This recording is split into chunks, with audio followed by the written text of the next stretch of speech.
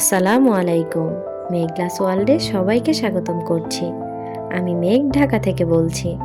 কাছে এবং দূরে, দেশ এবং দেশের বাইরে যে যেখান থেকে আমার ভিডিওটা দেখছেন, আশা করছি সবাই আল্লাহর রহমতে খুব ভালো আছেন।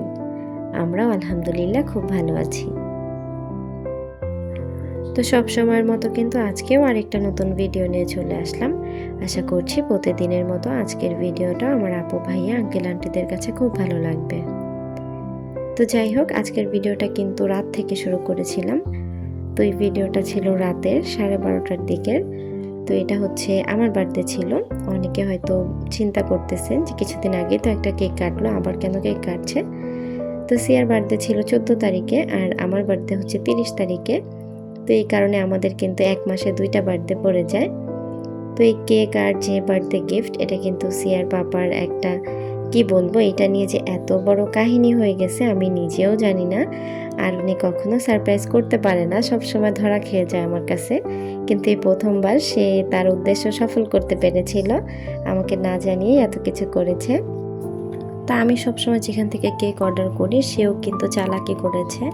আমি যে পেজ থেকে নিই সেও সেই পেজ থেকে তার নিজের পরিচয় থেকে নিয়েছে, বলেছে যে আপনাদের পেজে যে কেক নেয় তো হচ্ছে আমার ওয়াইফ। তো বলার পরে তো আপু চিনতে পেরেছে।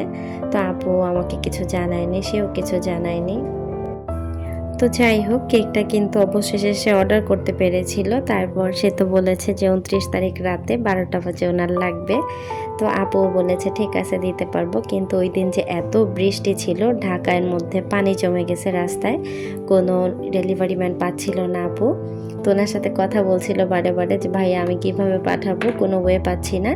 তো সেও তো পুরো মাথা খারাপ হয়ে গেছে যে কেক তো তার আজকেই লাগবে। তো অনেক কিছু করার পরে আপু একটা ওভার পাইছে। তো তারপরে আপু কিন্তু ওনাকে দিয়ে পাঠায় দেয়। এখন হচ্ছে 12টা 2 বাজে, তখন সে কেক হাতে পায়, তারপর বাসায় আসে। তো এত লেট হওয়ার কারণে তো আমি আগে থেকেই রেগে আছি যে এত লেট কেন হবে, আর সব সময় লেট করে ঠিক আছে, কিন্তু আজকে কেন লেট করে আসবে। তা আমাকে তো সে কিছু বলে নাই। তারপর যখন এই যে কেক আর গিফট দেখালো, সব কিছু যখন খুললাম, তো সে কিন্তু আমাকে বলতেছিল যে এখন মাথা ঠান্ডা করে আমার ইনবক্সে যাও, মেসেজগুলো পড়ো, তারপরে রাগ দেখায়ও। তো সব কিছু পড়ার পরে দেখলাম যে আসলে কারো কোনো দোষ নেই, সব কিছু হচ্ছে সিচুয়েশনের কাছে। যদি বৃষ্টি না হতো তাহলে আর এমন হতো না, রাস্তায় যদি পানি না হতো। তো যাই হোক, অবশেষে যে গিফট আর কেক আমার হাত পর্যন্ত সে পৌঁছাতে পেরেছে, এটাই অনেক। আর আপুকে অসংখ্য ধন্যবাদ, আপু অনেক চেষ্টা করছে আর আপু নিজে অনেক গিল্টি ফিল করছিল। যদি টাইম মতো কেকটা না আসতে পারে, আপু জানে যে তার ভাইয়া সারপ্রাইজ দিতে পারবে না আর তার আপু রেগে যাবে। তো যাই হোক, তার এই যে গিফট, এই গিফটটা কিন্তু অনেক দিন ধরে আমার মানে ফেসবুক ওপেন করলে দেখা যেত, ফেসবুকের সামনে আসতো, ইনস্টার সামনে আসতো। তো আমি বলতাম যে ঘোড়ার ডিম একটা সারাক্ষণ খালি সামনে আসে। তা আমি কিন্তু ঘড়িটার কথা বলেছিলাম যে ঘোড়ার যে কি একটা বারবার সামনে আসে। তো উনি আমাকে বলেছিল যে তোমার কি এটা ভালো লাগে না।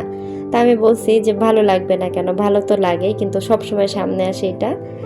তো আমি তো আর জানি না যে বেচারা এটা অর্ডার করে দিছে।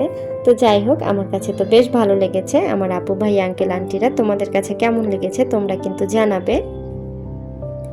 তো এই যে এটা কিন্তু পরের দিন সকালের ভিডিও ছিল। সকালবেলা উঠে মামে নাস্তা করে নিয়েছিলাম।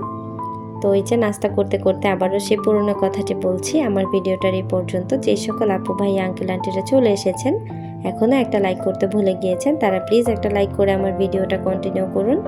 আর যারা অলরেডি কাজটি করে ফেলেছেন তাদেরকে অসংখ্য ধন্যবাদ।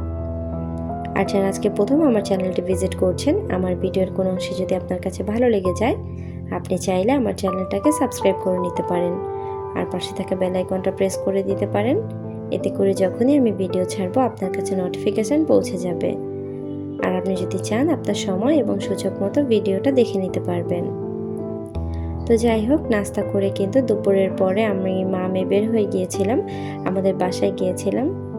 তো যাওয়ার সময় যে আমাদের সব সময় যেই কাজ, রাস্তার পাশেই যে ফুল গাছ, ওখান থেকে ফুল নেয়া, বের হলে আমাকে একটা ফুল নিয়ে দাও। তো তাকে কিন্তু ফুল নিয়ে দিয়েছিলাম। তারপর আমরা গিয়েছি আমাদের বাসায়, ওখানে কিন্তু বেশ কিছুটা সময় পার করেছিলাম। তারপর আবার বাসায় চলে এসেছি। বাসায় এসে কিন্তু রান্না বান্না করে নিয়েছিলাম। রান্না বলতে তেমন কোনো রান্না করা হয়নি। আমি কিন্তু সকালবেলা উঠে পোলাও রান্না করেছিলাম আর একটু মুরগি রান্না করেছিলাম যে আমরা সবাই মিলে খেয়ে নিব। তো সিয়ার পাপার এতটাই কাজের চাপ ছিল সে বাসায় আসতে পারেনি। আর এইটা না একদম শুরু থেকে এই যে বিয়ের পর থেকে এখন পর্যন্ত সব সময় সে ফ্রি থাকবে, তার কাজ থাকবে না।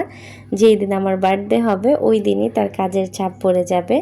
এটা দেখতে দেখতে আমি অভ্যস্ত হয়ে গেছি, সব সময় এমন হয়। আমার বার্থডের দিনই তার কাজের অনেক প্রেশার পড়ে যায়। তো সে আর আসতে পারেনি, আর খাবারও খেতে পারেনি। তো আমিও কিন্তু দুপুরে আর খাইনি, বাসায় গিয়েছিলাম যে। তো বাসা থেকে কিন্তু আবার বাবুল্যান্ডে গিয়েছিলাম, ওখান থেকে বাসায় এসে তারপরে কিন্তু আবার রান্না বান্না করতে হয়েছিল। তো সবার সুস্বাস্থ্য কামনা করে আজকের ভিডিওটা এখানেই শেষ করছি। সবাই ভালো থাকবেন, সুস্থ থাকবেন। আল্লাহ হাফেজ, আসসালামু আলাইকুম।